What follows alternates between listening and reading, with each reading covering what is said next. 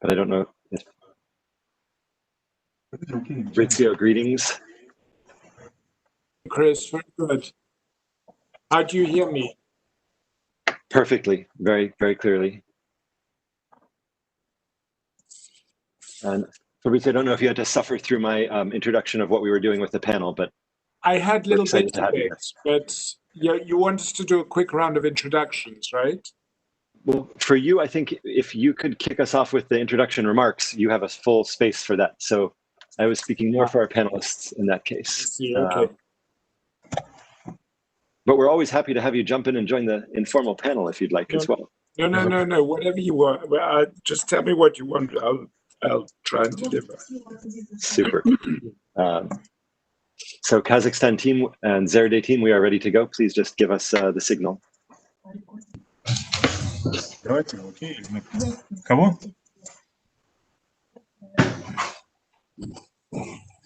Let's start, yes. Super. Pavel, I think that was your voice that I heard. I'm very happy to be kicking off this discussion. My name's Chris Fabian. I co-lead GIGA, and I'm the Senior Advisor on Innovation at UNICEF. And today we are joined by a tremendous panel of excellent brains who have been asked to speak about connectivity and issues related to digital. But we're also very pleased to be hosted by the government of Kazakhstan, who has been a partner with us on a great deal of the work we're doing on connectivity and infrastructure over the last year. And really also holding this event as one of the first of a series of discussions this week that represent the Secretary General's digital cooperation agenda. And so also very pleased to be joined by Undersecretary Fabrizio Rothschild, who will give us some remarks as well in the opening. The way we've structured this session today is that we have a brief opening from Minister Musin in Kazakhstan. We have some remarks from Fabrizio as well to kick us off and set the field of why we're talking so much about digital, but also about what digital leads to, what digitalization gives us as capacity. So after Mr. Musin and Fabrizio, we will head off to an interactive panel with 6 excellent speakers who are going to be informal, exciting, and provocative, and talk to us about the trials and tribulations of connectivity. And we will then go from there to a set of startups pitching who have been financed by UNICEF's venture fund, by the government of Kazakhstan, and who represent the opportunities that digital provides once a country is connected. So that's the remarks that I have. Those are the remarks that I have to start off. We're being streamed on YouTube. Minister Musin, it's a pleasure to have you virtually. And again, thank you and the government of Kazakhstan for hosting us. I will turn over to you for your remarks. Thank you, Chris. Do you hear me? Okay. Your Excellency, Undersecretary General, dear guests, ladies and gentlemen, on behalf of Republic of Kazakhstan, let me welcome you at today's event and thank you for your participation. COVID-19 pandemic has demonstrated us that the world has changed and become digital by default. We have to adapt to new reality and new challenges. Taking into account lessons learned from pandemic, we have revised state program Digital Kazakhstan and identified 5 main pillars. First, development of ICT infrastructure to provide access to internet for all citizens and bridge digital divide is a priority for us. In the recent address to people of Kazakhstan, President Kassym-Jomart Tokayev instructed to reduce digital inequality and ensure access to internet for all citizens. To cope with it, we are working on 2 projects with our telecom operators. First is to connect 1,300 villages by fiber optic cable line. Second one is to implement internet access in approximately 1,000 villages by using 3G and 4G technologies. By the end of 2020, every rural area with more than 250 people will be connected to internet.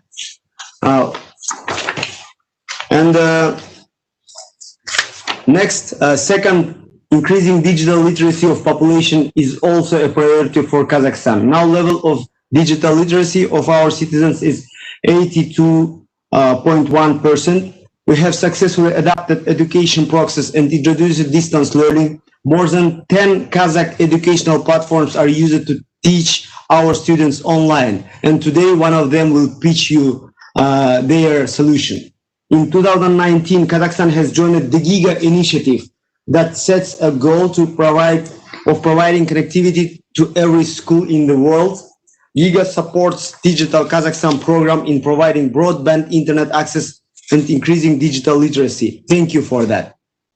Third, because of pandemic, most people moved to digital space. This leads to increase in cyberbullying, violations of rights, and data leakage.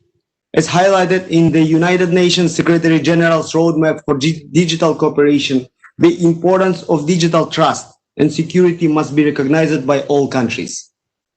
We should protect citizens, especially children, women, and vulnerable groups from violations of their rights on the internet.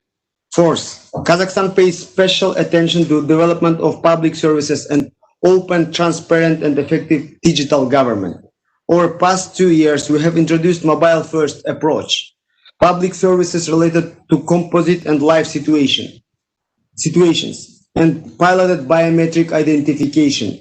Today, 83% of public services are automated, and we are giving them online.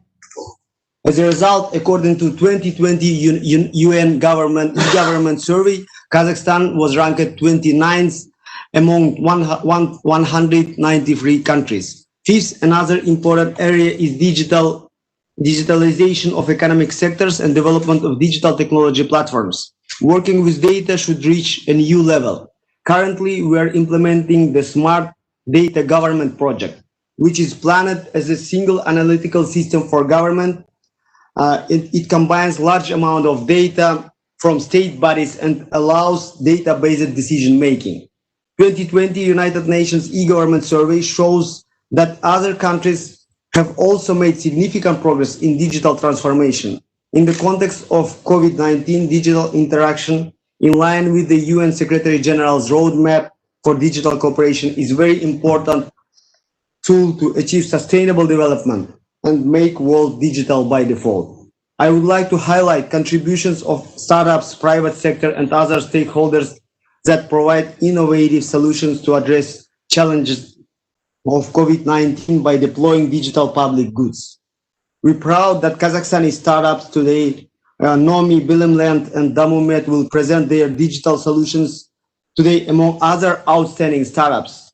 We are welcoming today all of you. In conclusion, I would like to wish all of us effective and fruitful work together toward achieving sustainable development in current difficult conditions. Thank you for your attention. Thank you. And I want to really thank Fabrizio Hochschild to leading us for today's session. And Chris, thank you for moderating us. Thank you, Minister Musin. People always say that at the beginning, and then by the end of my moderation, they feel. But it's really a pleasure to have your remarks. And I, again, would echo what you've said about the strong partnership we've developed. I know that the last time that we were with Fabrizio in Kazakhstan was right before COVID hit so hard, and we were really, I think, talking a lot about these issues that have been thrown into even more harsh contrast now in the 6 months or 7 months since then. Fabrizio, it's been a pleasure to work with your leadership of the Secretary General's Digital Action Plan follow-up, and really to see a lot of this come together so well. And we would be very pleased to have your remarks as well in the opening. Over to you. Thank you so much, Chris, and it's a pleasure to work with you and with UNICEF, and your leadership has been incredible in this domain. It's also I'm very proud to be with you, Minister Baghdad Musin, and I learned a great deal from my trip to Kazakhstan. And it's a pleasure to be with everybody who's in this meeting. The progressive digitalization of all aspects of our lives, all aspects of our work, was happening at a rapid pace prior to COVID. With COVID, that pace was turbocharged. And we now witness our social lives, our education, our access to health, and much of our work, much of our banking only being possible through digital means. But what that means is that those who are not connected, the pain of not being connected, they are left further behind. So the implication of the digital gap, the digital divide, is greater than ever. Now we have some 3.6 billion people across the world who don't have access, of whom 360 million are young people. Specifically, about 30% of the world's youth between 15 and 24 are not connected to the internet. And that has huge implications with the onset of COVID in terms of exacerbating all other forms of inequality, and specifically income inequality. And it's not just even if the problem is most acute in developing countries, it's not a problem only in developing countries. Even here, this is the richest city in the world. This city has, I'm talking about New York, this city has a higher concentration of billionaires and millionaires than any other comparable city in the world. And yet here, 1 in 5 New York high schoolers was unable to do remote learning during the pandemic because they didn't have devices. It's not a lack of internet coverage. It's a lack of access to devices, 20% in New York City. UNICEF reports that globally, 463 million children, i.e. more or less almost double the total inhabitants of the US, whose schools were closed during COVID, had no possibility of remote schooling. So of course, most kids, our kids, had to suffer because the quality of schooling went down because it was remote. But there's a vast number of children out there who had no schooling at all. So it wasn't that there was poor quality, it was there was nothing. That is huge. And of course, what the research shows us is that lack of access to internet means exclusion. Lack of access to schooling means being robbed of access to development opportunities, means not having the enabler, which basically allows for the development of a life that can reach its full potential. For those reasons, the Secretary General has repeatedly stressed that education and digital technology are 2 of the most important investments the world can make. And that's particularly important in this era where there are massive investments going into building back better. Education and digitalization have to be at the forefront of those investments.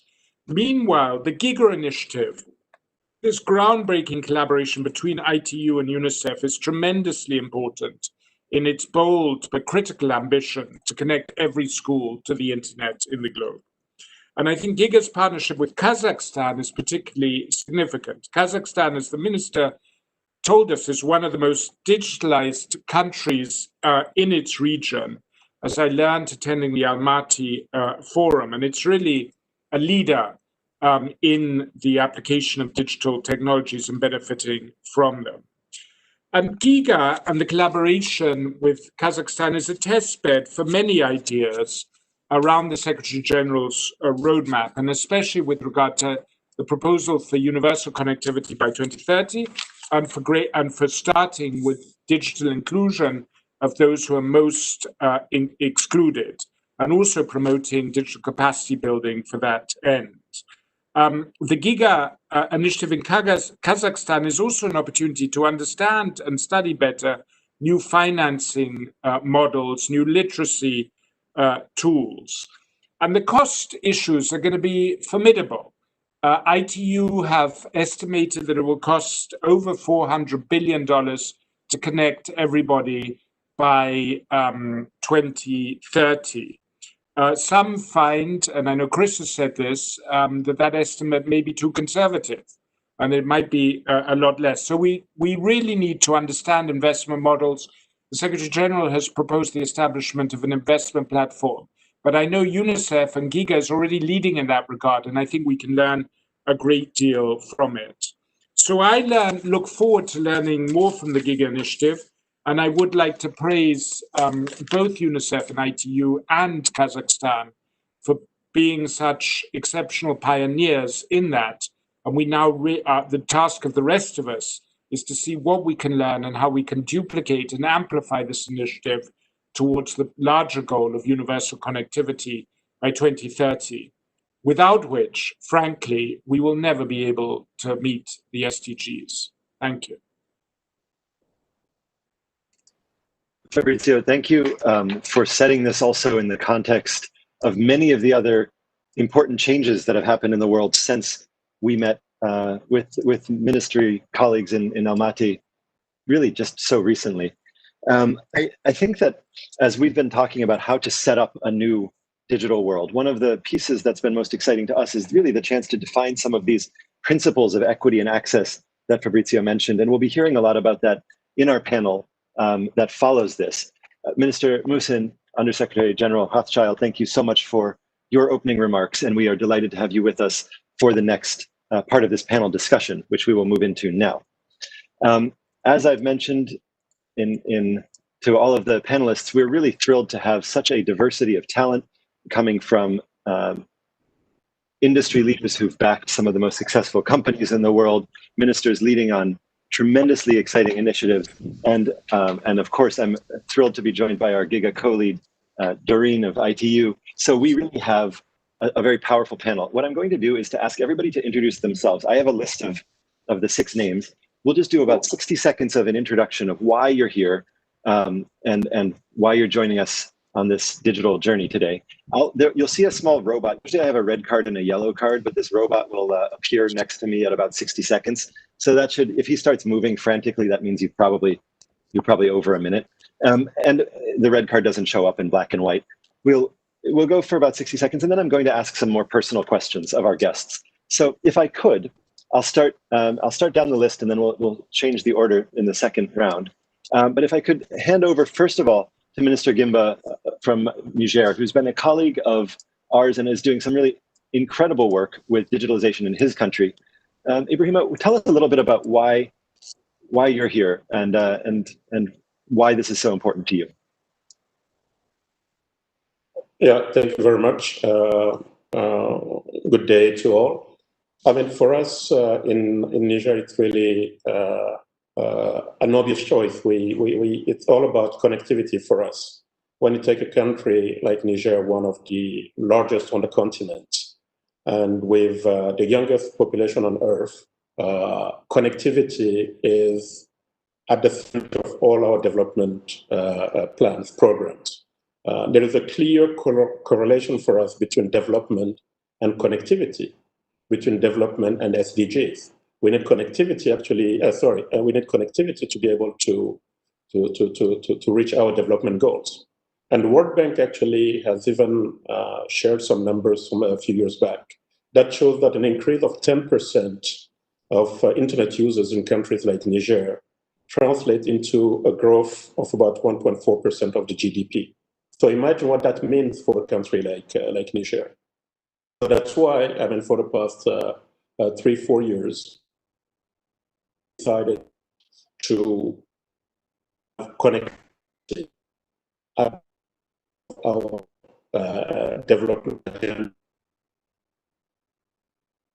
called Niger 2.0, which basically is the one that we use to make sure that we have information everywhere in the country. For us, it's development in Niger. Thank you. Super, and we're going to come back to you to ask a little bit in more detail about that shortly. Minister Ismailov, thank you so much for joining us, and also to Minister Muhsin and Yatsu for being online so late. We're wondering if you could also give us your 60 seconds of why in Kyrgyzstan the question of connectivity is so important, and I turn it over to you. Dear Minister Muhsin, Undersecretary General of the United Nations officials, dear distinguished panelists, thank you for having me here. First of all, let me thank for the GIGA initiative that puts ambitious goals to connect every single school and ensures that no one is left behind. For children who are from the remote areas, connectivity defines their future. So in COVID pandemic, we once again understood what connectivity brings to our life and how connectivity ensures that we stay resilient and we have all of our public services and businesses is ensured, continuity is ensured by connectivity. So connectivity, as it was noted from the panelists, defines our future development, defines how much education our children have, the quality of the health services that receive our patients, and we understand that each and every aspect of our life is connected to this issue.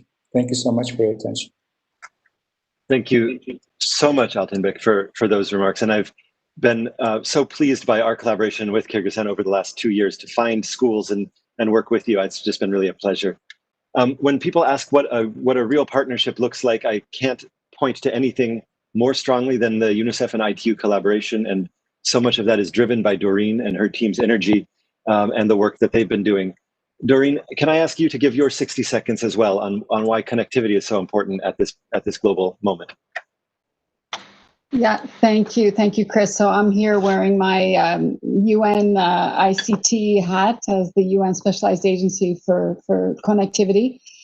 Well, I think Fabrizio said it well, that COVID has made the case for connectivity.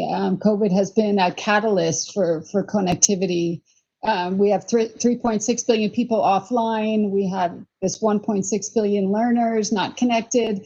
And all of these kids that are supposed to be following online learning that don't have connectivity. For us, GIGA brings education and the internet together. And education and the internet, we believe, has tremendous potential to address some of the world's most pressing challenges, from access to opportunity, decent work, economic growth, poverty reduction, and so much more. And as Ibrahima just mentioned, the linkages also to the community, investing in the community through investing in the schools has this spillover effect that can really transform societies. It's bold, it's exciting, but it can be done. Over. Thank you, Doreen. And we look forward to hearing more from you later. Another one of our panelists who's joining us from a late night for him is going, Yatsu, thank you so much for coming on and for being here with us. I'd like you to give a sense from your industry perspective and from the work that you do in gaming, maybe a little bit about why connectivity is such a central issue at this moment. Thanks. Great pleasure to be here. Thank you for inviting me. So first, I mean, I guess connectivity has been something very close to my heart. I got my very first opportunity by loading software onto an early version of the internet, which was CompuServe, and was discovered that way by Atari, which gave me a job in gaming, back when I was a kid. And basically, it was this sort of opportunity where anyone could just be something online, and sort of, it was just based on talent and ability, and not necessarily who you were or what kind of person you were. And I see that opportunity after.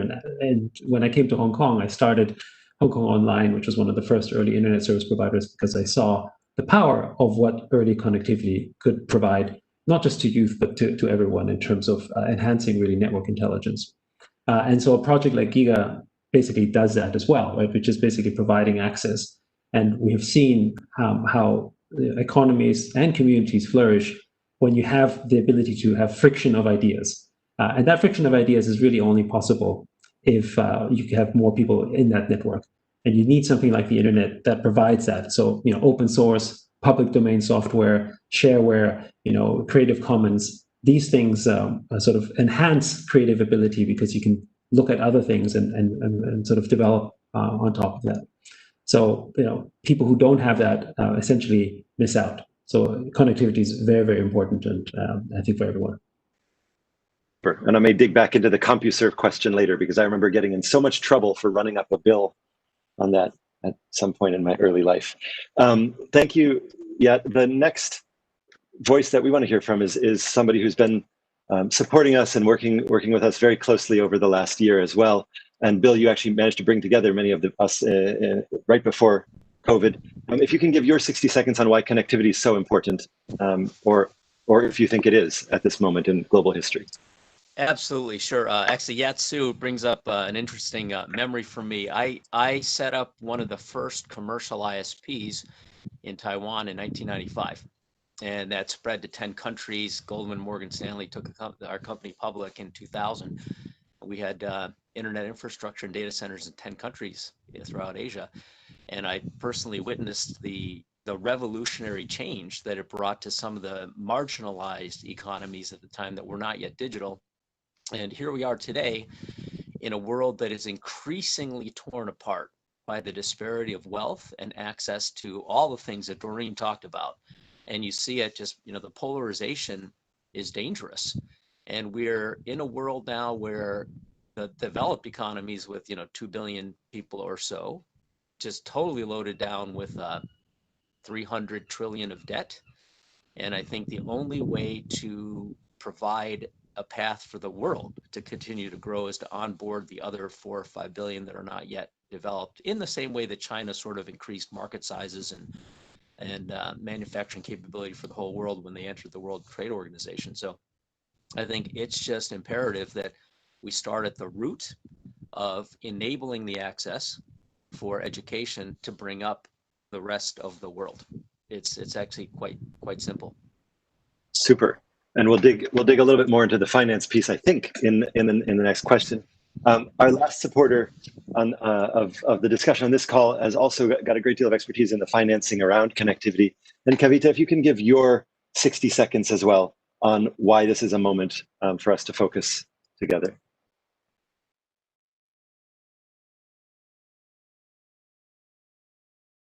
Changes and the GDP which has really increased in the market. Our work in Virunga National Park creating 3-digit, 4-digit in millions economy over just 2-3 years by actually providing internet access, or doing the same thing very early on all the way back in 2006 in Kenya, has actually taught us that electricity and internet connection, those are the two things which are connected with how the generational impact you're going to really have. And instead of going to the linear path of creating economy, you can literally quadruple your economy with that access and providing that free access to the new generation. Thank you, Kavita. So the sort of tour de table, I know that I didn't introduce people formally because we're trying to get through this agenda and get to the depths of personal experience. But if you are watching on YouTube and if you would like to have a sense of how awe-striking this group is, please take a look at the background of some of the speakers. I couldn't imagine a group of people with more experience in regulatory, finance, structuring, and early stage and late stage venture capital than the group on this call. And it really, just listening to you and the humility with which you've all started to speak is wonderful, and also it speaks very well to this collaboration. I want to ask a second round of questions, and this question I'll give you two choices. So, if you'd like, panelists, you can tell us a little bit more about an early experience with connectivity that you had. That's a personal experience that shaped your life, and this can be a negative or a positive one. So that's one choice. The second is if you know a little bit more about GIGA and you're more deeply familiar with it. We would love to have your expertise to look into the future and tell us in the next year, what is our biggest point of failure and what should we look out for? As we heard from all of our speakers, there's an opportunity here, but we know that that comes with risks. So for those of you who have structured big initiatives and collaborations, we could use your knowledge and foresight on that. So we'll do about 2 minutes for this because I think we want to really hear you. Again, you'll see the robot appear next to me at the end of it, and you can choose to talk about your past or to talk about our future. And I will go randomly through the list this time and choose speakers that way. And then at the end, if we have a little bit of time, we may do some final comments. Doreen, I may throw the ball to you first for your 2 minutes, and you can choose your own adventure. Can I pick up pieces of both questions? Absolutely. Wow. So maybe like going back into my past. So I was supposed to be a doctor. I was crazy about science, and then chose not to pursue those studies, and went on to international relations and got super excited about satellite communications. And so my focus was there, and I thought it was so cool that you could actually cover the planet with 3 geostationary satellites. And then in getting more into this issue and getting my first internship in the US government, I started to understand, and this goes back to me wanting to be a doctor, inspired by both of my parents that had a medical profession, and one was, my mom was a teacher of persons with disabilities, and wanting to help people, that I understood how, if you actually had connectivity, you could actually help impact and change people's lives. So I was really driven about what you could do with that technology. And then going back to maybe some experiences quickly, you know, I am not a digital native. I remember waiting in line at the PTT when I was backpacking around Europe to make that one phone call back to my parents every month. I remember working professionally, not having a mobile phone, getting married and going off to Cambodia on my first official mission, and not being able to call my husband for 2 weeks. Going back to work after maternity leave and going to El Calafate, Argentina, not being able to call my kids, well, they were babies anyway, but like not having that connectivity. Yeah, I mean, I remember that. I didn't grow up with cell phones. We didn't grow up with computers. We see now, I mean, it's a necessity. It's not a luxury or a nice to have. It's a necessity. And we also see that we're never going to achieve any of those sustainable development goals without that connectivity. And that's why for us, working with you, Chris, and with Fabrizio and others, GIGA is the perfect combination of connectivity, education, and transforming the world. Over. Super. Well, now I also know that I learned a lot about why we want to be such good partners, because if I ever have health problems, I can ask you to dust off some of that early knowledge. Thanks, Doreen. I'm going to hand over the next choose your own adventure question to Minister Ismailov. And I would ask you, either to pick 1, 2, or both of those options in the next 2 minutes. Over to you, Minister.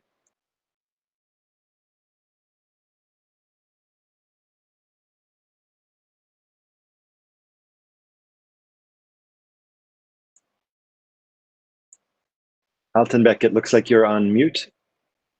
It looks like there's a connection issue. So we will ask Minister Gimba Ibrahimov, if I could ask you to pick up maybe where Doreen left off, with either an experience from your past or a risk for our future. Over to you. Thanks, Chris. I mean, I'll try to come relevant for me as well. I grew up almost in connectivity, in a connectivity environment. My dad is the first telecom engineer of Niger Republic. So I think that kind of set the stage for me, although I didn't want to be in that field. I wanted to be a doctor as well. But then I spent most of my life living in about 7 countries, my family and I. Since '89, I've been really crisscrossing the world. Even now, as we speak, I'm in Niger, my wife is in Cote d'Ivoire, and my kids are in Canada. So you can see that really connectivity, for me, my life is really all about connectivity.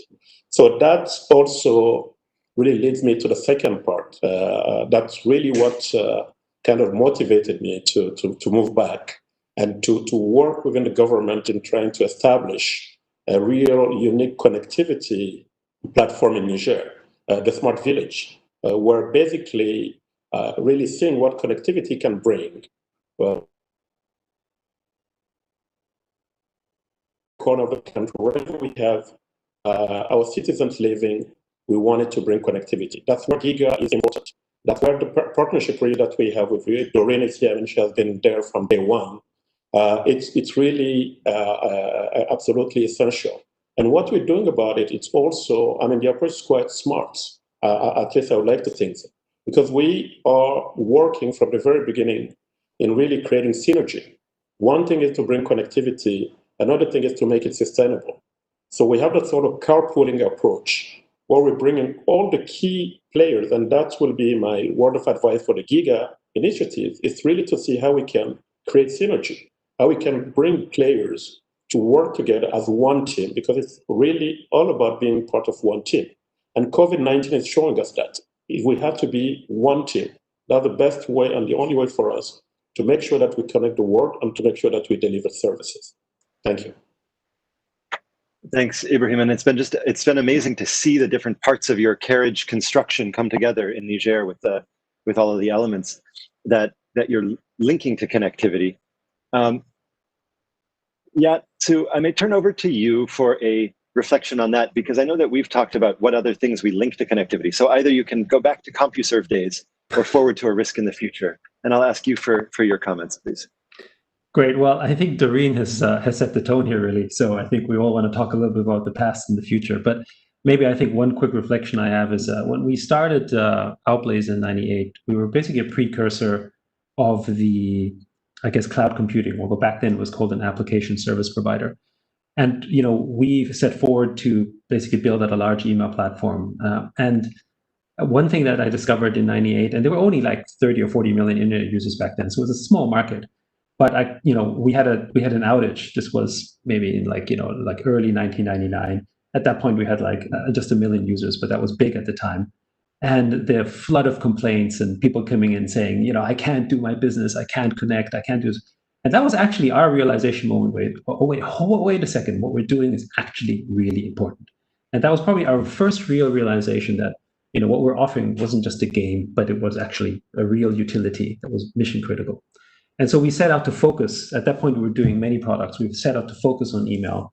And because that was one of the sort of, I guess at the time, we considered the killer application and the one that would sort of really connect people and sort of drive that business effort. And that business ultimately was sold to Lotus Notes. And now, of course, email is a commodity and it won't move to other forms of communication. But that was sort of my background story as to how important that part was to us, to me, and frankly, to the people we served. In terms of for GIGA in the future, so I would say the biggest risk, or maybe the sort of the area that perhaps GIGA would overcome is the local support and the expectation. And my own experience was we set up actually our own schools together with Tenzing Foundation in Nepal, and we set forward to try to wide-eyed internet entrepreneurs saying, this is great for us. Let's go and build something great. We can do it here. We can do it there. And we had a lot of obstacles, not just in terms of network connections, but also because of people on the ground, educating them, getting their support, and changing entrenched systems that people had no motivation, challenging people who had to even think that education and internet was necessary when people had to bring food on the table, right? So I think, the reflection here, of course, is when you look at what happened to Korea, back in the Asian economic crisis, a large part of the budget that they got from the IMF was spent on broadband connectivity. And obviously we see what that's done to Korea. But that is not easily understood. And I think more case studies would be helpful where people can say, look at what they've done as a country, not necessarily just from an individual project standpoint. Super. Thank you. I got distracted because we had a comment of somebody asking if we could turn this into a podcast because they're so interested in hearing all of the background stories. So we'll come back for a request on radio time later. Thank you so much. Yeah. Kavita, I think I'd love to have you pick up on that. And again, either choose the past, the future, or both, and hear from you a little bit. Over to you. And you're on mute. Nope. You are still on mute. We'll give you one more try, and then we'll come back to you in a minute. All right, we're going to come back to you, Kavita, at the end because you still seem to be on mute. I'm going to go to Bill, and then you get another 2 minutes to think about your answer. Bill, over to you. Hey, hey, Chris. So yeah, a little bit of past and a little bit of future. So, as we look at the polarization of the world and the very rapid development of the advanced nations in tech and the leaving behind of everybody else, we're entering this kind of very bipolar world, both in terms of cost and time. And my past stories, the reason I started that ISP, in 1994, I had a semiconductor company I was funding. We were we were late on our design. So we had to send our mask set to TSMC in Taiwan. And the only way to get it there was to take the tape, put it on a big reel, put it in a can, get on a plane, fly across the ocean, drive 2 hours, drop it off at the factory. And it was going to take 4 days. And I said to myself, well, why can't we send it over a phone line? And the internet didn't exist over the ocean. There was no way to do it at the time. And we would have had to rent a $25,000 T1 line from AT&T and set up a server, you know, and that was also going to take 4 or 5 days. So we're in this world today where if you've got it, you're very competitive, and if you don't, you're not. And then while I was setting up the ISP, I remember being in Makati in the Philippines trying to cut a deal with Globe Telecom to set up an ISP thing there. And I had another project going on where I had to send a document. It was a very long legal document, a fax, like a purchase agreement for stock. I sent the fax, not really thinking, you know, that it was going to cost very much.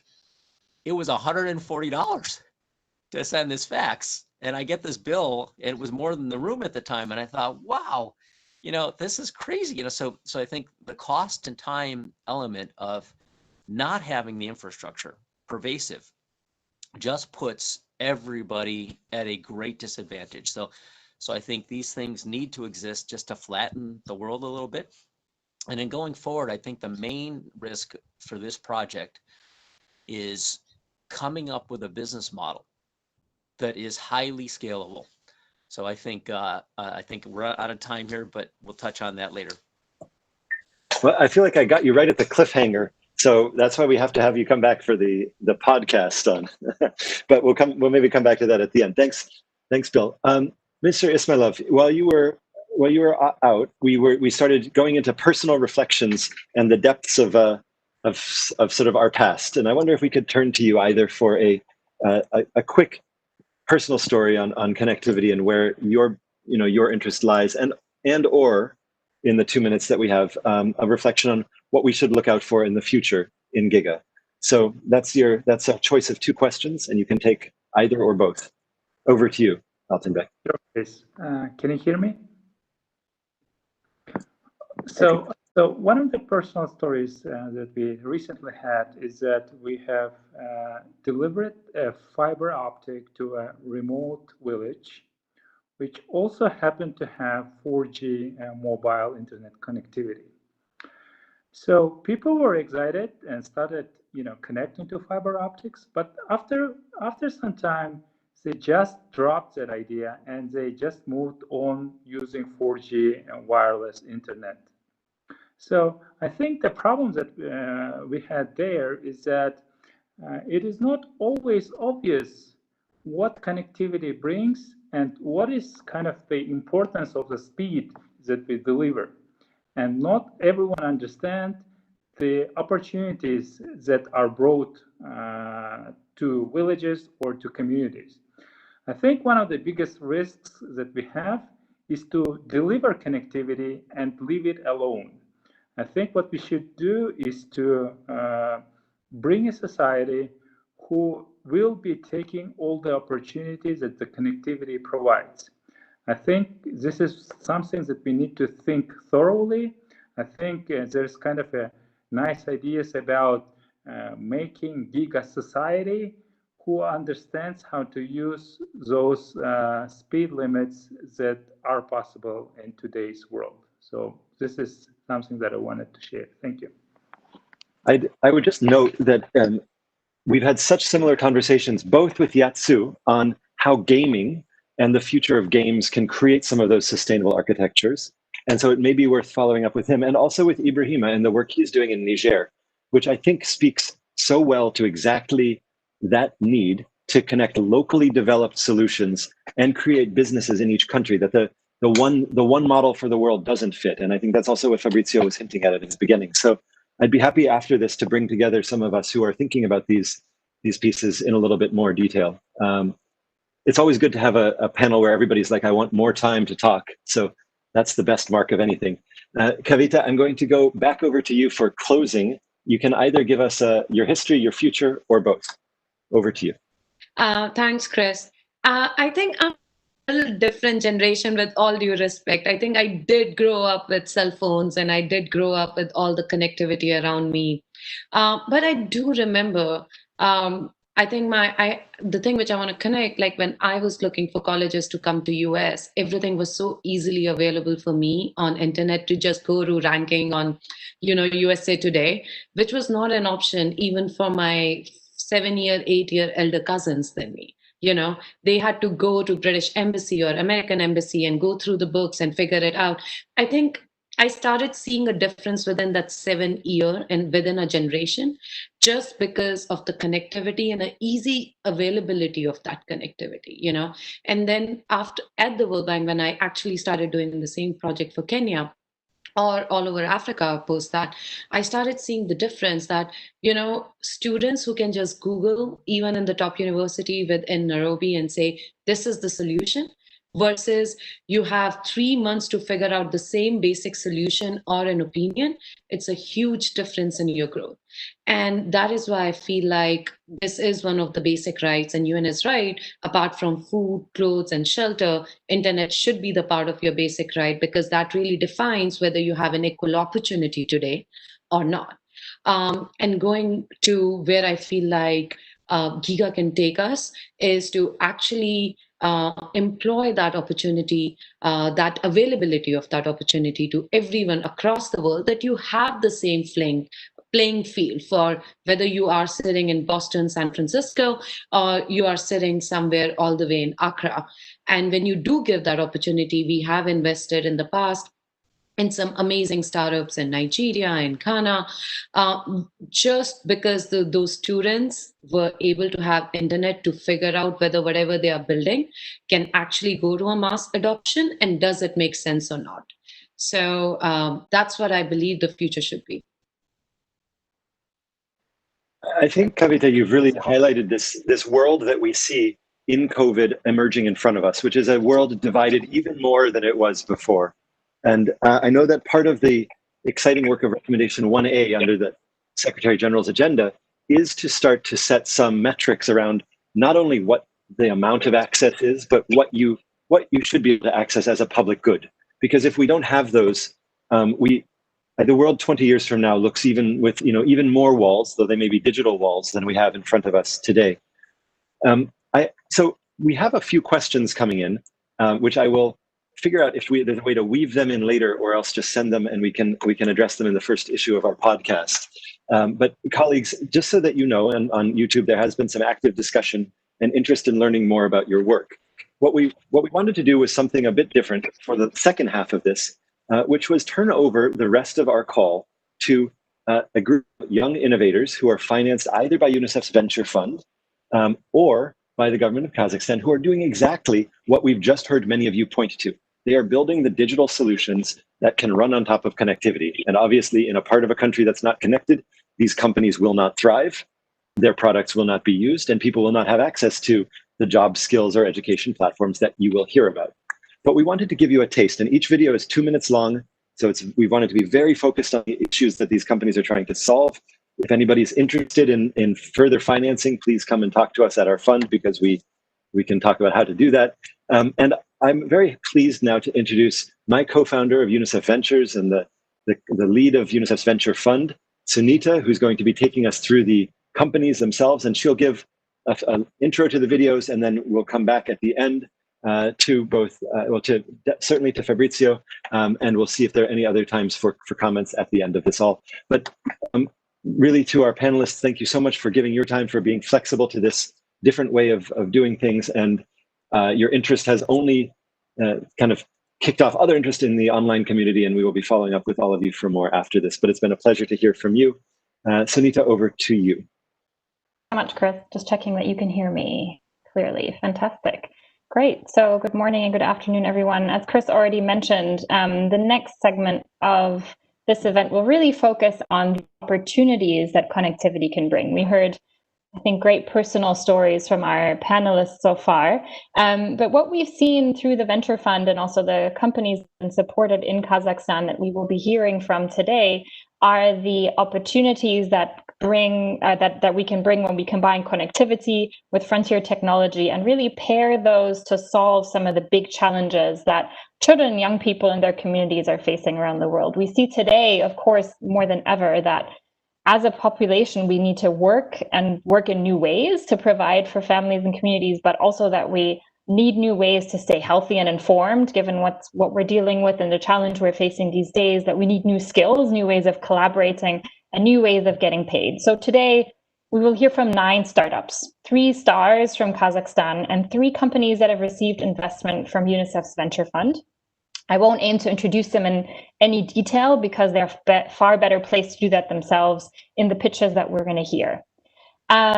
We'll be doing a little bit of a whirlwind tour, so bear with us. We're going to hear about promising and powerful digital solutions that help us to, on one hand, map and understand more about the needs for digital solutions, so how to map connectivity needs. We'll be hearing about solutions that actually deploy connectivity in new ways. And thirdly, those that provide critical digital public services in health and learning. So to kick us off, we're going to hear from Dimaxion Labs from Argentina. Dimaxion Labs is part of the UNICEF Venture Fund portfolio, and they use AI-powered geospatial analytics to help better inform public policies and decision makers. And they've worked with the UNICEF team to actually apply that technology to school mapping that we're using as a fundamental layer to GIGA. So let's hear more from them.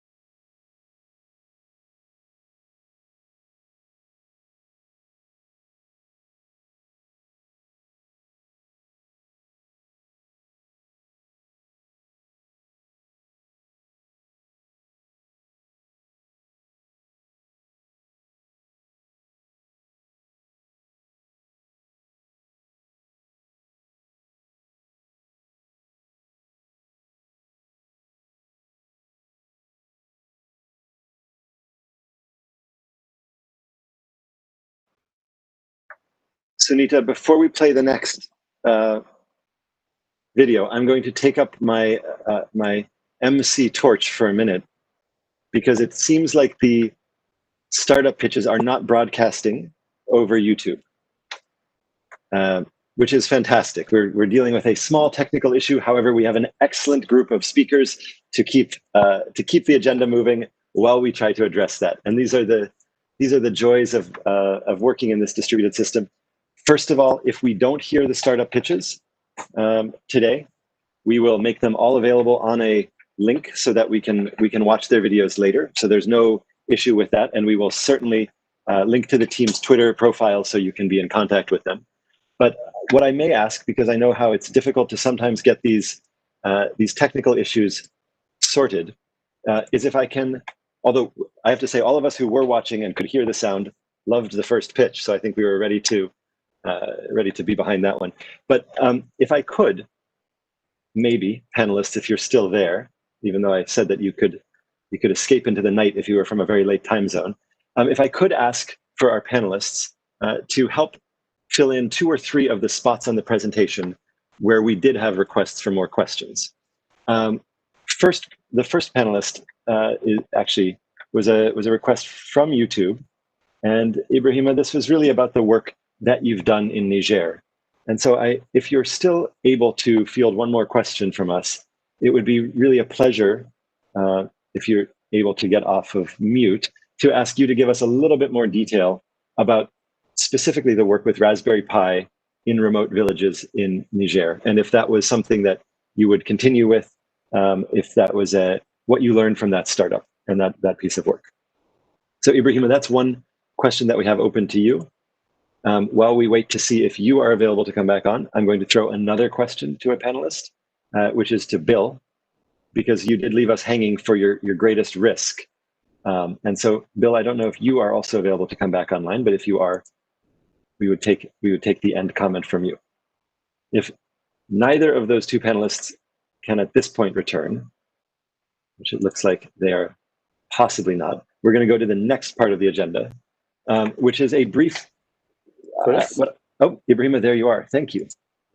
Okay. So I'll tell you. I'll read the question just again because it came in from YouTube, and it's a question from Mercy Corps. And our colleague there is asking if you can share the experience of using a Raspberry Pi or low power computing device in remote villages. And I think what would be really interesting as well is to think about what that means for devices in general and what we should look out for when we're trying to figure out what the next generation of connectivity looks like at a school level, perhaps. Okay. So what we have done, I mean, in Niger, one of the reasons even we have gone with this setup is to make sure that we give a good, I was going to say, user experience in the remote areas. So connectivity was a challenge for us. So the setup that was to have a sort of local server, which in this case is Raspberry Pi, with some content already preloaded. And then we'll use the connectivity, the remote connectivity, to refresh the content or to push new content. And then what we have done was to set up a local Wi-Fi, one connecting the local school, one connecting the local clinic, to actually make sure that there isn't really any sort of slow access to connectivity. So that is, and for us, that's really the right model, and it's working great so far. And the other aspect is we want to have low power consumption devices because electricity is also a key challenge for us. So in most of the setup, we have to rely on solar panel, on solar energy to be able actually to deploy those networks. I hope that answers that question. Thank you. It does. Thanks, Ibrahima. And I think one of the things that I was most struck by was your the work that you were doing around locally developed hardware as well, recognizing that if we can set up these sort of supply chains, and Bill, I'm going to maybe ask you for a word on this as well, if you can. But as we're setting up local supply chains for the digital commodity of connectivity, there needs to be some physical supply chain for locally created hardware around that can serve that. And so is that still something that you're looking at in Niger? Yes, actually, Chris, actually next week we'll be issuing a tender actually for that because we want to have a local assembly line for computers, tablets, all sort of digital devices. Absolutely. So it's a priority for us. We need to be able to manufacture. Now to assemble some locally to be able also to load the local content on those devices. Super. And Bill, if you're still on, I might just ask you to give a bit of a reflection on that in terms of the physical supply chain and setting up these sort of as the railroads were built in many places, the towns that got built around them. And I don't know if that's something that you think about still when you look at GIGA. Bill, any comments from you on that?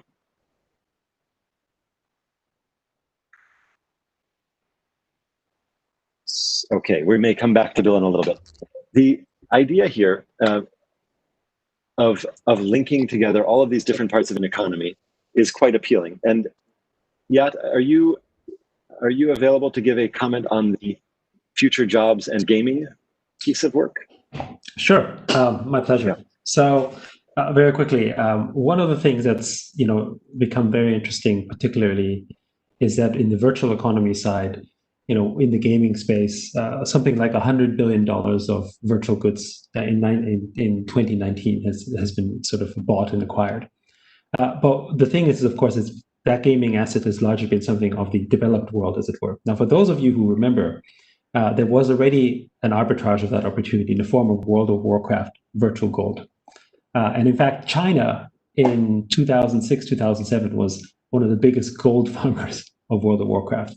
And then selling that virtual gold literally to gamers in America and elsewhere as an income arbitrage. Of course, today, China doesn't need to do that anymore. It's an example of that.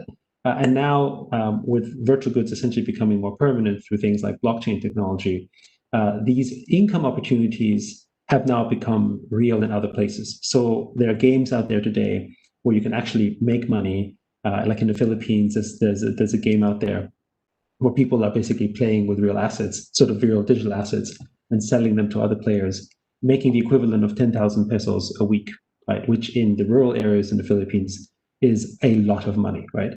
But of course, it requires to have an internet connection, and it requires to have a device to play it. But provided these places have it, these become that opportunity to connect to the digital world that way. So that's just an example, but there's many more. The gaming industry is a $150 billion industry today and growing. Combine that with digital assets and blockchain, you add another couple billion into the mix. It becomes a big opportunity for new economies. And I'll add one more thing, which is that for developing countries, just as we've seen in other places, there's an opportunity to leapfrog because there are entrenched systems that people are used to and don't want to change. But in developed economies, you can skip all that, right? I mean, the same what we saw with like Docomo versus 3G, 4G smartphones, or regular internet with broadband, what you see in Korea. I see the same opportunity for developed economies. Yeah. And I was so struck because as somebody who loves games, when you and I have talked about how gaming can drive a digital economy, it really is about getting users. I mean, people who like games are often, not always, but often young, and getting users who are more familiar with those technologies into a digital world makes them have a possibility of a digital future. So we'll certainly come back to that question with you and I think some of the other panelists in our planned podcast. Kavita, I know that you had also said something that I really noted, which was, you said the cost, the benefits of connecting people and connecting big communities aren't always able to be seen on a balance sheet, but there's sort of this 20% or 30% of economic growth that you can't prove, but that ends up happening. And I wonder if you could just give us, before we hand over to Minister Muhsin and to Fabrizio for some closing comments, if you could just give us your last thoughts on that uncounted, on the uncounted amount of value.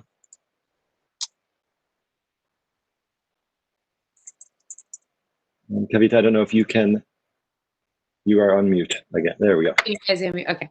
Yeah, there is tangible and intangible results which you see suddenly if you take a community. We did that experiment and gave them internet, and actually to what Yatsu said, for the new generation we had to put gaming for them to get hooked to it, and then they started exploring it themselves, went towards the constructive mechanism.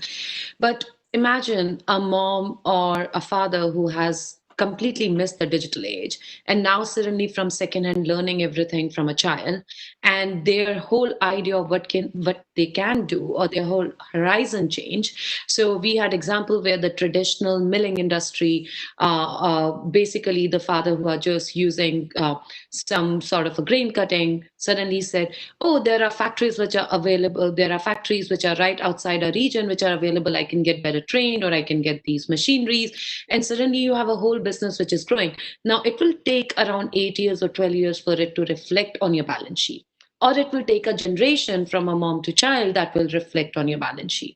But what we forget is that delta, which keeps on popping up every day, is much higher for a positive generational impact than what a standard education system or an awareness system can do over 15 years. And that delta is very easily measurable. Like imagine a country like India could have been easily in a developing country, or a place like Kenya, or so many countries across the world. But because of technology and access to internet, not only their GDP, but the whole awareness system for the new generation is completely different. And that has now reflected into the type of services, whether on fintech or restaurant delivery or movies or everything you see today. I think it's wonderful. And one of the things that we're seeing is the need to measure that delta and measure that change in a way that can be expressed to financiers and the groups that Fabrizio talked about in terms of bringing together these massive financing teams.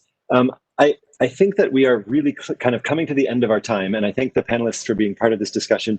Doreen, I might give you the last 1 minute before we hand over to Minister Mohsin and to Fabrizio for any final comments from your side, since you've seen the sort of whole of this project develop and many of these partners as well. Doreen, any final thoughts from you? Yeah, thank you, Chris, and some great insights from the panel. And I did want to pick up on a couple of points mentioned by some of the panelists. Ibrahima's point about working as a team on the ground, I think, can't be stressed more. That collaboration, that partnership. What Minister Ismailov was saying, that it's not just about the connectivity, it's everything else that comes with the connectivity, the digital skills, the enabling framework, and all of those other things that we need to keep in mind in order to mitigate the risks. Because yes, this is a bold, ambitious project, and there are risks, and we have to keep in mind the local context, as so many others have noted, and the local languages and the local needs.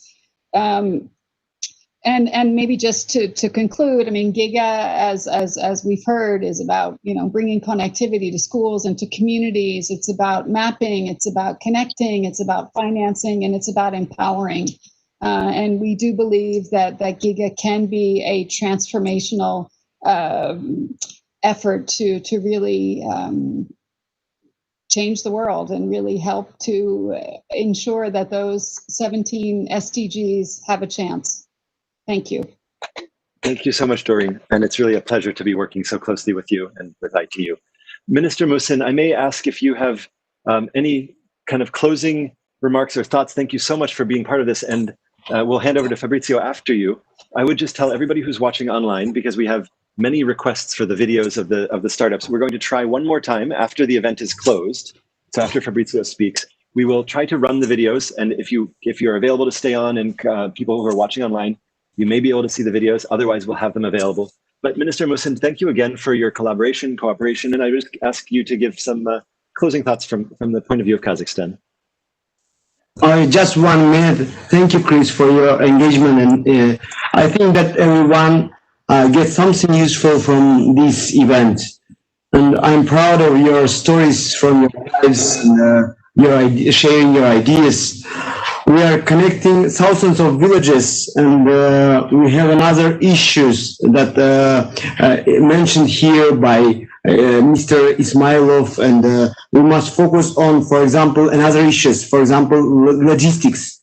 We get the connectivity there, but and the villages in our big area is like maybe 1,000 kilometers from city. And that's I mean, cost another issue for us. It's like how we'll get the logistics to get their pharmacy or their goods that they bought online. That's why it's not about only education. It's about how we get their goods that they buy online. And another thing is how to get them the useful content. Because, I mean, for example, Kazakhstan is a small country, but we are about 18 million of people, and there is no content in internet, enough content in our Kazakh language. That's why, I mean, it's interesting that people get to use and get to, I mean, new languages, I mean, to know the new languages, but it's also the idea or a challenge for our country, our government, to put online all new content. And we are, for example, now, I mean, getting to the internet all the educational process and educational, all the, books and other stuff online, but in Kazakh language, because there is enough, content in other languages, but in our language, no one speaks our language in, worldwide. That's why we must concentrate, how to get more content on in our language to the internet. That's why, there are enough, issues, enough challenges for different countries in the world. And that's why I think that everyone must concentrate on their issues, their challenges, but we must be connected. For example, with Kyrgyzstan, they are near enough, but we are connecting the government bodies digitally. We're using digital signatures of two countries, and we are connecting the, doc flow system of government bodies between two countries. That's something interesting that we can do among the ITU, or UN, level, that to connect the digital signatures between the countries and between the official doc flow systems.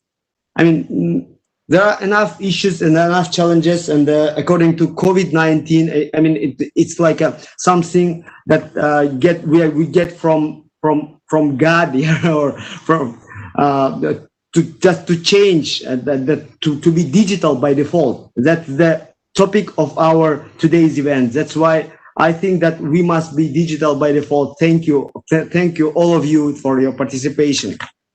Yeah, Baghdad, thank you so much. And I think we're so proud to be setting up the GIGA Center in Nur Sultan with you and with your colleagues to look at the regional capacity to serve some of the requests you've asked.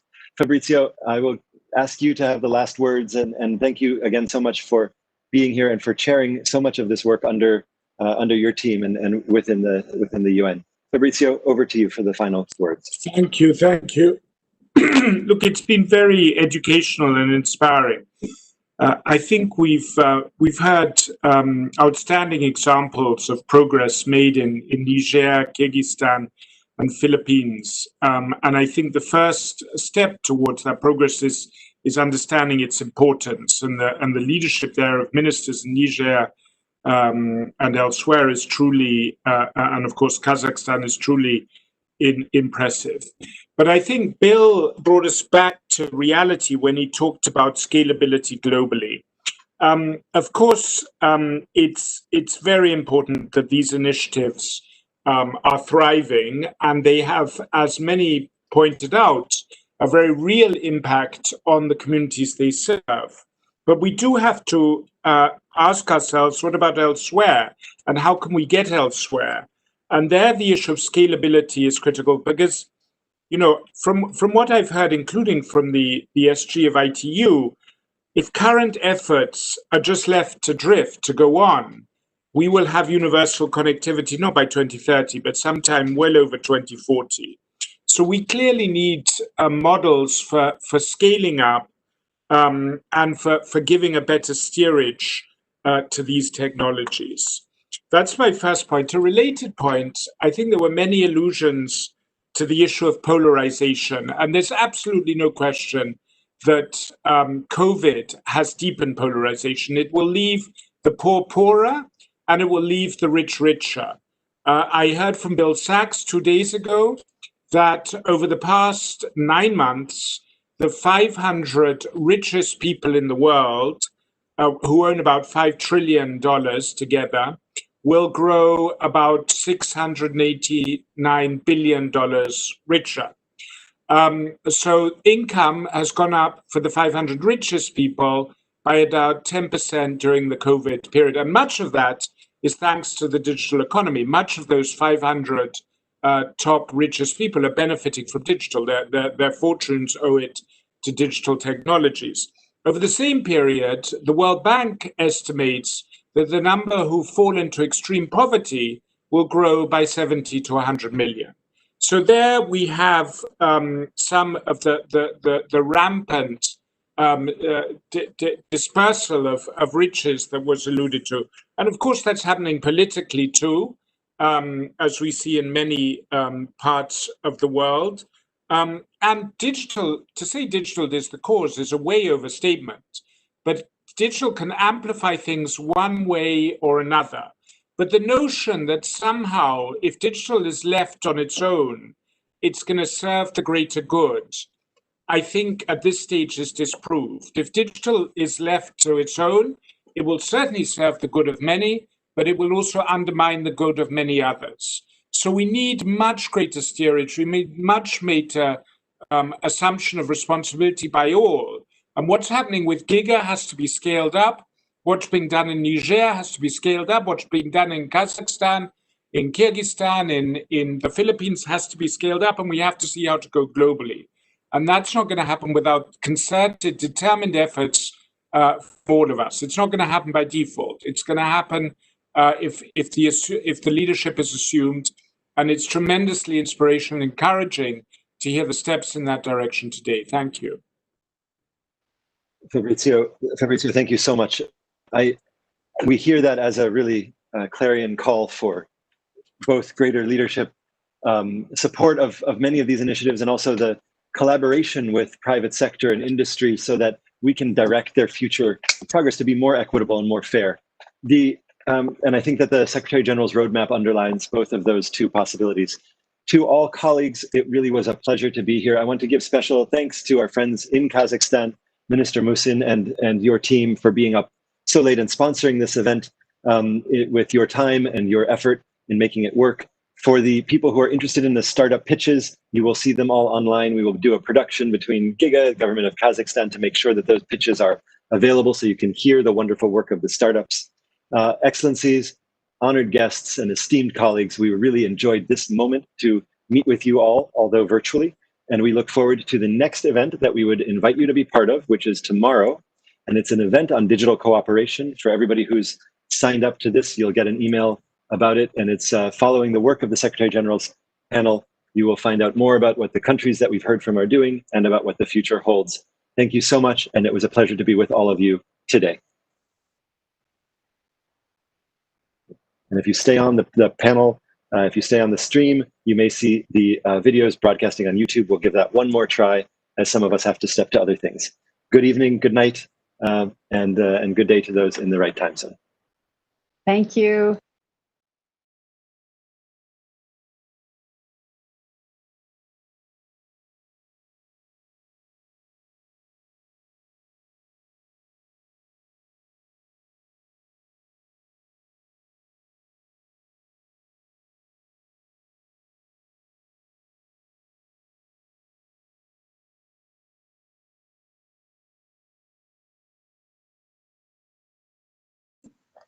Jason, there is no audio.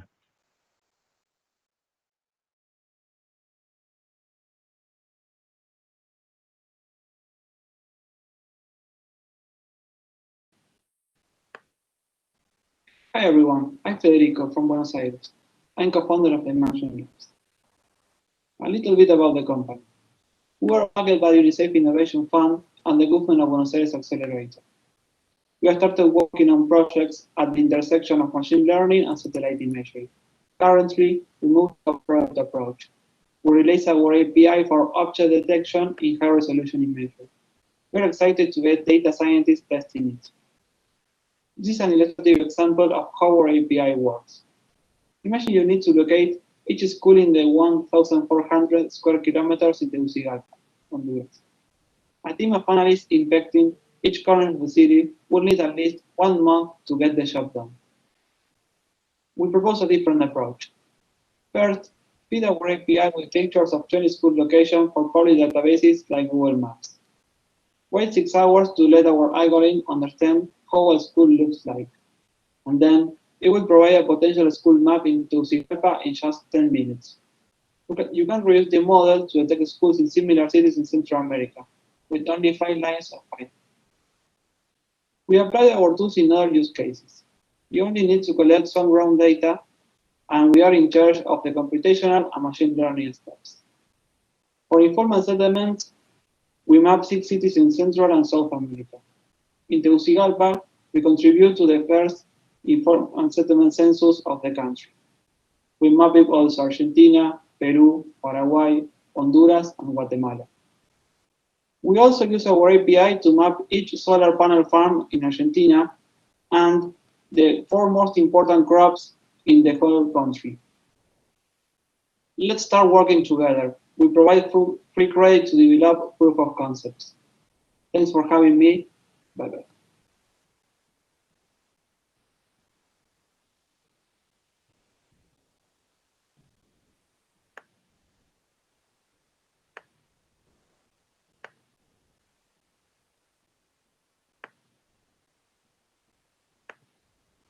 Good morning, everyone. Thank you all for having me today. The photo you're seeing here was taken at Kutupalong refugee camp in Bangladesh, where I visited recently. Over the past year, more than 1 million people moved into this camp, fleeing genocide in Myanmar. Imagine you are living in a country and you don't speak their language. Imagine living every day and you are not able to communicate with your loved one. Our goal is to connect these unconnected people. I'm Rakib, co-founder of Telemesh, and today I'm going to introduce you a mesh-enabled messaging application that we have piloted in this refugee camp along with Bangladesh Country Office of UNICEF. Now, connectivity is a human right. When people have access to connectivity, it improves education, health, employment opportunities, and ultimately the GDP. Even though it's a human right, about 3.9 billion people are still unconnected. You'll be surprised to know about 20 million of these are rural refugees that actually have smartphones but no connection to internet because of poor network infrastructure or regulation for not being able to buy a SIM card without a valid ID. Considering all the situation worldwide, here's how the new solution looked like. Messaging within the refugee camp is free, whereas outside of the camp, communication can be done by purchasing internet using token. NGO or other organization can broadcast emergency messages to any remote location using the dashboard.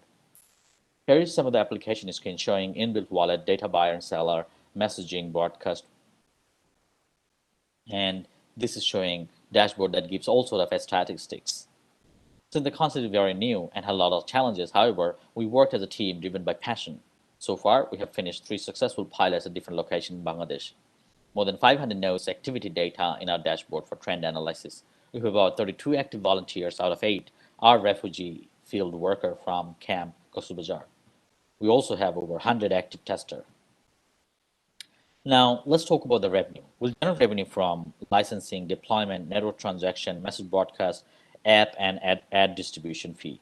Our target is to get 10 cents per user per month, which will be over 4 billion in a year. In 2019, we have been building the application with close input from UNICEF Bangladesh and various pilot sites. Now we are working to expand this pilot to other sites worldwide. Then in the next year, we want to work with UNICEF to extend this connectivity beyond the school through GIGA project. Hi everyone, my name is Elena Tkachenko and I'm CEO and co-founder at NOMI. We provide secure connectivity for remote workers, students, and corporations. The trouble that we face nowadays is that everything is remote and like really many things are remote. And this brings a lot of troubles for the IT admins at the universities, at schools, at corporations, because IT admins need to ensure that first, everyone is connected. Second, everyone is securely connected. And this is exactly why we have NOMI. NOMI is a hardware-based startup. So we have this really neat and nice-looking device that has a power bank inside, and also it provides connectivity, which is based on eSIM technology and on the regular SIM technology. So we distribute NOMI devices to all the workers. And the device has a specific security layer in it. So everything can be managed within management platform by the IT admin, and there is no need to install any extra software on the personal devices. So personal devices are free of work, and all the work-related accesses and info is just like trafficked through the NOMI device. We're a seed-stage startup. We've got about 700,000 USD in investment. We're a US registered company, and we've got around 3,000 clients around the world till now. which majority of which are located in states, and we also have a lot of customers in Southeast Asia. I think that's it on our side. Thanks a lot for your attention. Plus, we're really interested and looking forward to have educational partners so we can ensure that kids around the globe from remote villages, from rural areas are really connected to the internet. Plus, we can manage and we can understand how they use internet. So we also provide this kind of information. Thanks. Bye.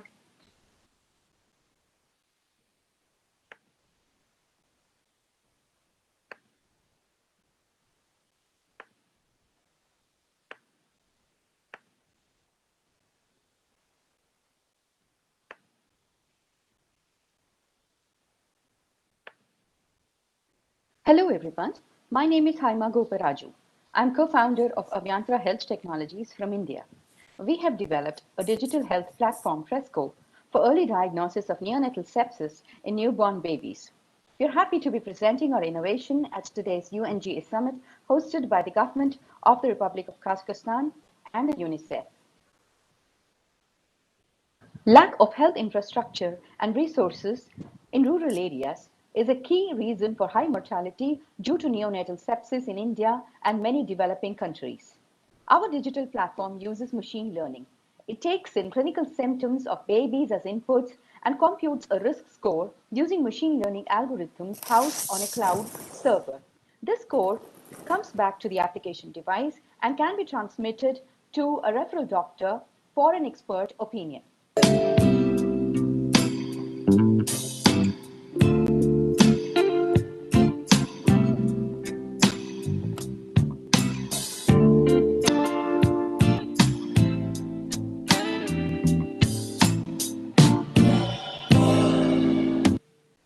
The compressed video will provide a quick idea of how our digital ML platform, Fresco, works. 25 million babies are born every year in India, of which 10 million are located at the bottom of the pyramid. High concentration of health facilities at urban centers and out-of-pocket payments push many people into poverty, especially during pandemics like COVID-19. We are aligned with United Nations Sustainable Development Goal number 3.2, which aims at reducing neonatal mortality rate to 12 in India by 2030. We at Avyantara are committed to affordable and equitable digital health. Good afternoon, ladies and gentlemen. I tell you about the moment, medical digital ecosystem. We have a vast experience in medicine. We have come a long way and achieved the 4D model of healthcare digitalization. We are the first company in Kazakhstan who applied service model and mobile technologies in digital medicine. We build a regional and country-level cloud architecture that has enabled the introduction of paperless hospitals and increase of medical care availability and effectiveness. We have joined all participants in the process of medical care in digital ecosystem based on modern cloud technologies. We have provided Kazakhstan doctors and patients with a wide range of IT tools such as health passports, mobile applications, signal sheets, smart markers. We have integrated all levels and services of healthcare, including the systems of the Ministry of Health. The cornerstone of our system is the patient. Today, more than 3 million citizens of our country are clients of the Moment mobile application. 21 electronic medical services are available to them. We help our doctors by providing clinical decision support tools, because our main goal is to save human lives and health. Healthcare managers use our BI tool Situation Center, a wide range of IT tools for analysis, allow to monitor the situation online and to make rational management decisions.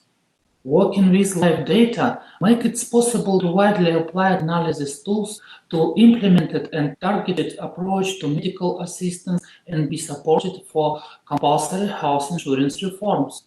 When the pandemic started, we have the first who developed and implemented COVID patient and risk group monitoring system, which helped many doctors in our country. Through the mobile application, patient can fill out checklist of symptoms typical of COVID. Doctor sees at once this data and makes an observation tactics decisions. The system automatically sets different markers for different patient monitoring situations. The situation centers various tools presented as signal sheets with constructor elements allowed to individually monitor each patient while in quarantine in hospital at home. Providing telemedical services in situation of quarantine has become the only way to support patients at home. Virtual clinics were established for COVID patients and chronic patients. You see data for 5 months application of such an approach. The video consultation service was launched in July and is popular now. Doctor and phone is a modern trend. We constantly improve our products and we are proud to help people. The mission of the moment, we make medicine closer and more affordable.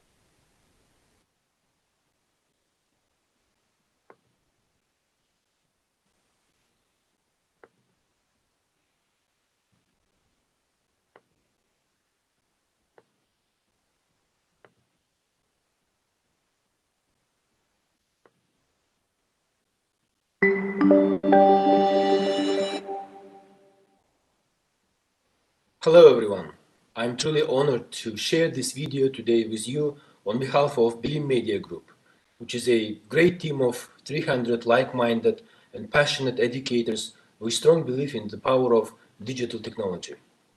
Now it is almost 10 years that we have been driven by a mission to provide affordable and quality education for everyone. But this mission statement was never so important and relevant as it is today. According to the UN report, the COVID-19 pandemic has created largest disruption of education system in history, affecting nearly 1.6 billion learners in 200 countries. In Kazakhstan only, 4,500 schools are closed. Over 2 million children had to switch to distance. Indeed, it is an unprecedented challenge that we as an education technology team have faced together with our teachers, learners and their parents. To address this challenge, we had to reimagine the content, transform functionality, and literally build totally new platform in just few months. The name of the platform, Online Mektep. The content-wise, this platform eventually will have over 25,000 digital lessons across 52 subjects that cover whole school curriculum in Kazakh and Russian languages. We are extremely grateful to the leadership and teachers of Nazarbayev intellectual schools who have been working with us to create all the content materials. Function-wise, the platform aimed to turn digital learning experience into seamless transition from school to home. Urgently developed new functionality allows teachers to literally move their regular teaching practice from school to online, including schedules, live lessons based on built-in video conferencing tool, homeworks, grades, statistics, and monitoring features. As a result, over 3,500 schools made decision to use Online Mektep as main platform to organize distance learning process.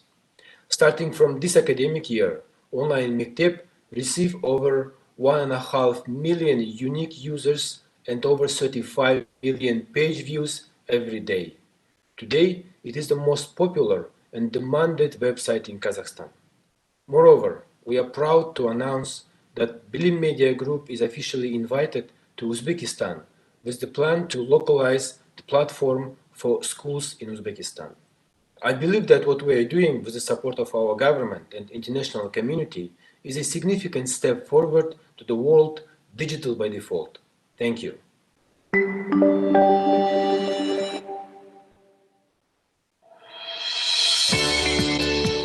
We are Messi 3D, one extended reality creation lab based in Lagos, Nigeria, and we're working to develop the ecosystem for augmented, virtual, and mixed reality. here in Lagos and across the African continent. We're doing this because we believe that these technologies are tools that can be used to solve local challenges in unprecedented ways. The global statistics for education are concerning. Over 263 million children are out of school.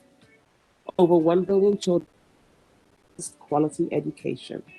And when we come to Nigeria specifically, with the highest number of children out of school for any one country in the world, 13.2 million, it's even more shocking.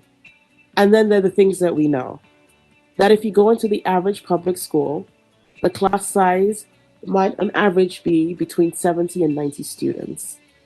That learning outcomes have been dropping. That we have a lot of work to do. Here's why I'm so excited about these exponential technologies.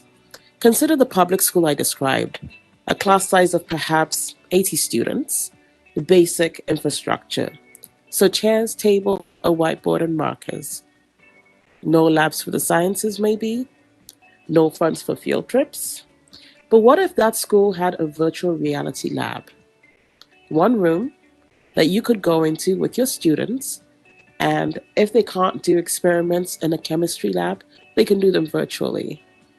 If they can't travel on field trips, in VR, they can go and explore the pyramids of Egypt, or the Eiffel Tower, or even the solar system. We know that curriculum-specific relatable content is critical for the use of virtual reality in education, and that has informed our development of modules for 3 subjects, basic science, mathematics, and physical and health education, which have been co-created with teachers from local schools. We also have a partnership with a junior secondary school of over 1,000 students, have conducted over 200 individual user sessions with our custom VR modules, and are evaluating the impact on learning outcomes on an ongoing basis. We're exploring a subscription model, which will be per device installed in schools. We are also seeking follow-on funding that will allow us to refine the modules, create additional content, and continue studying the impact of VR on learning on an ongoing basis. We're of course also keen to scale and are looking to do this in Nigeria and across the region. Thank you. Hi, I am Andrea Oviedo from Pixfarm Studios, a Mexican-based company where we created TOEI, the platform I will be introducing to you today. 1 out of 5 children have learning and attention issues. These children are 3 times more likely to drop out of school. Learning problems also affect children in their personal life, and if not treated, will affect them professionally in the future. In countries like Mexico, schools' capacity to diagnose and treat learning disabilities is very limited. A common base to learning problems is the lack of cognitive skills. Even children without learning disabilities can improve their potential if they develop them, since these are the abilities we use to learn, read, write, pay attention, reason, and solve problems, some of the most important for the future according to the World Economic Forum. For these reasons, we created TOEI, a program designed by neuropsychologists to develop children's cognitive skills through games. TOEI has 3 components: a cognitive assessment, which is based on standardized neuropsychological tests, but presented to kids as a game. It helps to measure the cognitive level of children in just 30 minutes and can be applied individually or in groups. According to the results, a customized training is presented to children, also with games designed to develop their cognitive skills. Both components deliver instant reports which allow parents, teachers, and specialists to track the progress of their kids and take better decisions to boost their potential. Researchers have been exploring the effects of TOEI, and currently there are 3 published papers validating its efficiency. We've had 6,000 users, and next year 21,000 children will start using TOEI in public schools. We're looking to reach 30,000 paid users by next year through digital marketing and sales through our partners. We want to make TOEI the most effective and attractive platform to develop children's cognitive potential, help them have a better mental health and quality education, and with this, improve their lives. Thank you very much for your attention. I'm Andreana, founder of Afinidad. A few years ago, I met a child in rural Guatemala, and I asked her, "What do you want to be when you grow?" She looked at me and said that the only opportunity she would have will be to become a farmer. We are Afinidad, and we transform a child's life during their first 6 years. Imagine a world where each parent could have their own personal tutor, guiding them on how to provide the best head start for their babies. This is what Afinidad does. Afinidata uses the power of artificial intelligence to equip parents with educational activities that helps their baby's brain to develop. How? Parents simply chat with our Facebook Messenger. Our machine learning algorithm learns from each child and recommends the best activity. We have over 1,000 activities that are science-based and are done with materials that parents can find at home. They're also based on the Montessori framework. So far, we have reached 80,000 families, and we are proud to say that we have partnered with top organizations around the world, such as Harvard and UNICEF. Afinidata is focused on providing a scalable and cost-effective solution to lower middle-income families. This market represents 400 million families. What's our model? We partner with governments, healthcare institutions, and schools to give access to their families to our virtual tutor.